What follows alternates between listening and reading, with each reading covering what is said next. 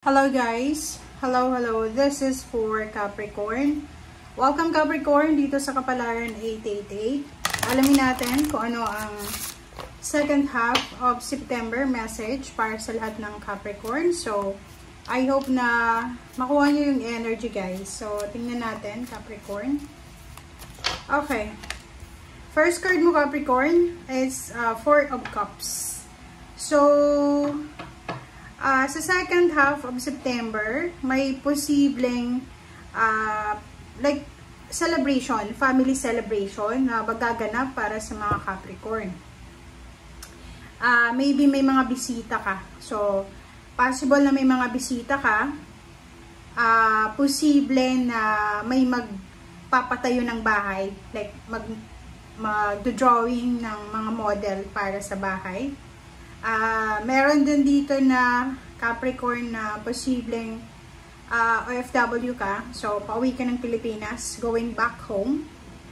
Meron din ditong OFW na posibleng aalis sa Pilipinas. Parang ganun. So, maraming posibleng mangyari sa pamilya nyo ngayong buwan na to, especially September. So, maraming okasyon. So, if you are married or may mga anak apo na Virgo, so maraming possible na celebration ang magaganap. And nakikita ko na yung focus mo Capricorn is pamilya, tahanan, pamilya, and stability.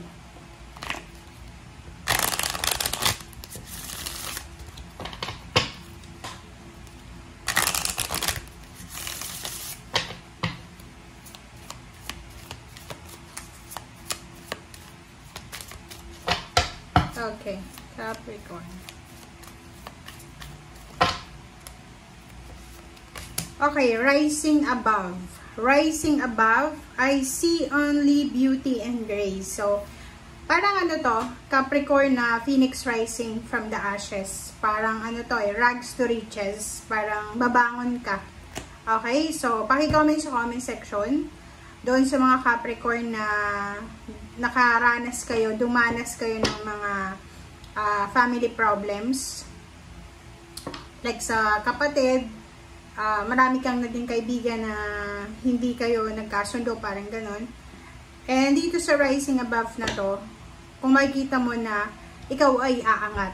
Kumbaga, simula ngayon second half ng September, may mga Capricorn na posibleng ma-promote, posibleng ma-hire, posibleng mag-level up. Kumbaga, talagang, makakabangon ka, Capricorn, sa kung ano man na pagsubok, or makakabangon ka sa kung ano man na problema na pinagdaanan mo, especially sa past. So, yun.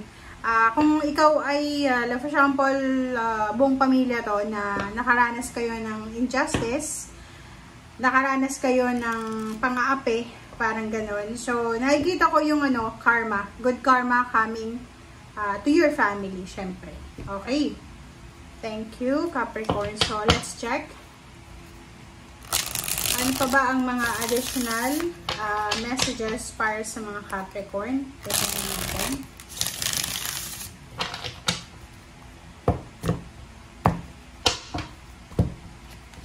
Okay, first card natin is Death. So, yung Death card na yan is transformation. Kaya nga, your rising above is because may matatapos na. So, maybe matatapos na yung away, gulo sa pamilya, or maybe matatapos na yung mga paghihirap, or kung ano man na burdens na pinagdadaanan nyo. Okay, next card is Eight of Cups. So, nakikita din natin dito na you're moving on. So, may possible na reconciliation, may posibleng forgiveness, apology, parang ganon. And nakikita natin na may magta-travel din. Merong mga Capricorn na posible talagang magta-travel sila pauwi sa kanilang tahanan or paalis sa kanilang tahanan. King of Cups. So, nakikita ko sa'yo dito na if you are collaborating, especially sa lalaki na water sign, Pisces, Scorpion, Cancer, or kahit sa babae or lalaki na water sign, nakikita ko sa'yo dito na magiging maayos yung communication yung dalawa. So, maybe this is relationship, moving together, or maybe yung iba sa inyo dyan ay posibleng makaka-encounter kayo ng water sign, Pisces, Scorpio, and Cancer sa last 2 weeks ng September going to October na pwedeng magdala sa'yo ng peace and harmony. Diba? So, kung makikita mo dito, Capricorn, ngayong second half going to October, second half siya ng September going to October, nakikita ko sa'yo dito na aapaw yung cups mo. Kumbaga, sobrang contentment ang mararamdaman mo dito. Ayan, Queen of Wands, freedom.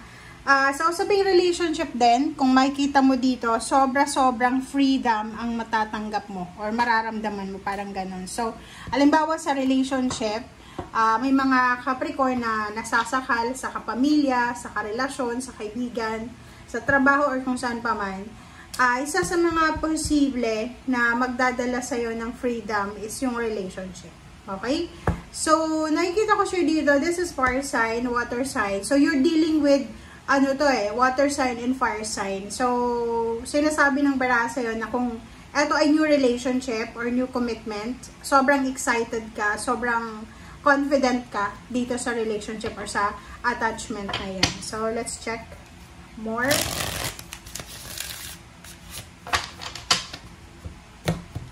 Okay, Capricorn.